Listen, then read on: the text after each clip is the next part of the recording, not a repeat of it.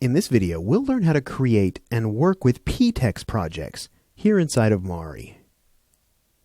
All right, great. So we've been creating a number of different types of projects in previous videos, but we've been working with an asset that has UVs. Now, one way of working that is gaining a lot of traction in the film and VFX industries is called Ptex. Now, that means per face textures.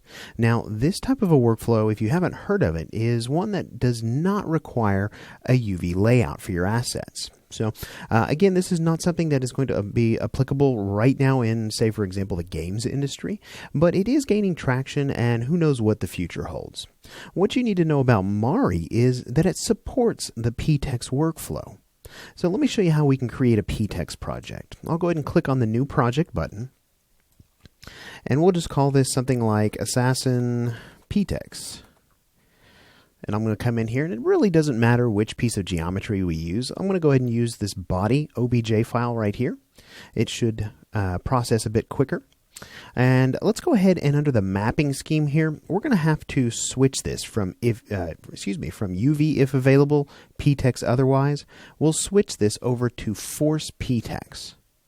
Now, the reason I'm doing this is because I know this mesh has a UV layout, and with that first option, if we leave it set to that, then MARI is going to create a UV-based project. We'll go ahead and assume maybe this asset has not had the UVs laid out for it, and we want Ptex, but in this particular case, I'm going to have to force that. So we'll go ahead and force the Ptex on our project here. I'll leave everything else the same, and let's go ahead and click on the OK button.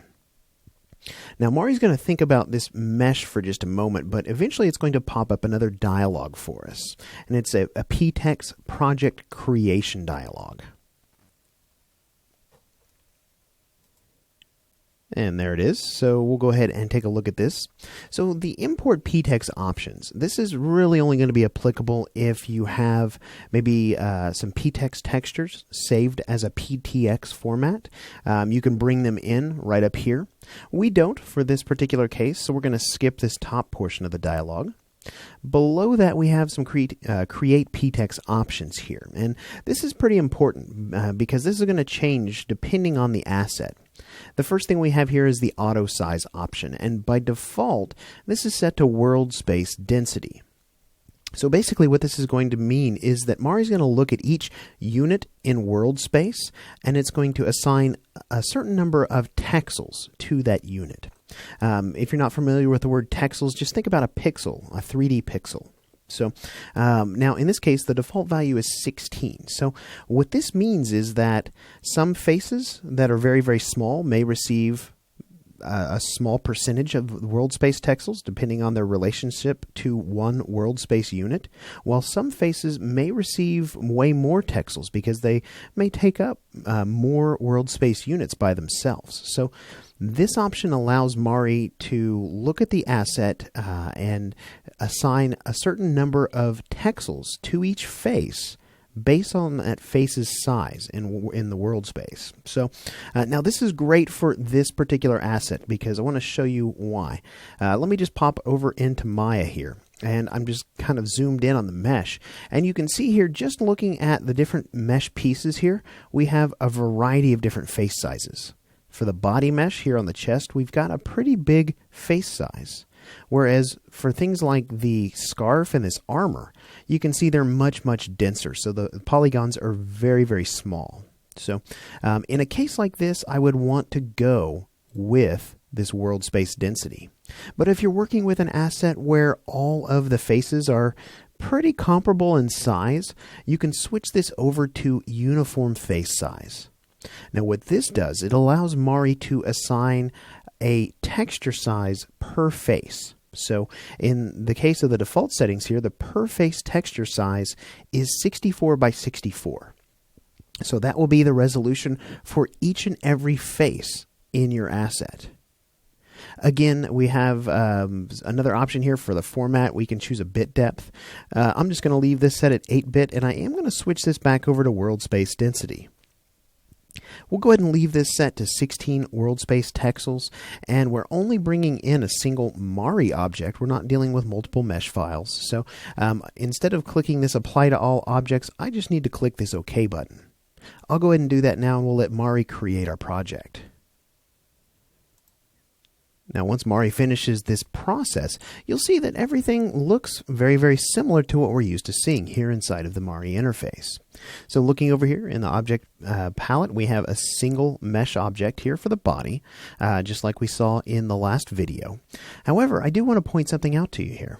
If we were to come up here and look, we've got a couple of our tabs that are grayed out and no longer available to us. Both the UV tab and the Ortho/UV tab are no longer available inside this project. That's because MARI has disregarded the UV layout for this mesh. So now we don't have really anything in terms of UVs to deal with. However, we do have a Ptex project created. So now once you're inside the project here, this Ptex toolbar will be one of your best friends, because this is where you can begin to manipulate the resolution. So these two buttons here are going to either double or half the resolution for your particular object. We have our texel density, which we saw in our Ptex options at project creation, and it's set to 16 right now. We can always change this, and as soon as we do, we'll need to click this little sphere right here to apply that. Now, if we're not using world space density, say we're using uniform face size, we can come over here and make some changes in regards to that.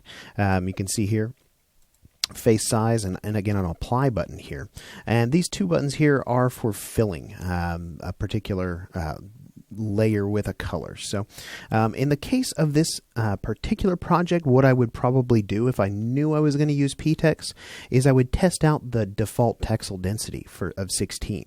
I would take a really high resolution image and I would project it down onto the surfaces of the model, something with a lot of detail, so I can see how much detail I'm preserving at a texel density of 16. So once I kind of analyze that, I can either go up or I can go down in terms of texel density. Again, Ptex is a workflow that, as of today, it is not as commonly accepted as a UV-based workflow, but it is gaining traction in certain industries. And if you ever need to create a Ptex project, MARI can help you do that. All right, great. So in this lesson, we have learned how to create and work with a Ptex project here inside of MARI.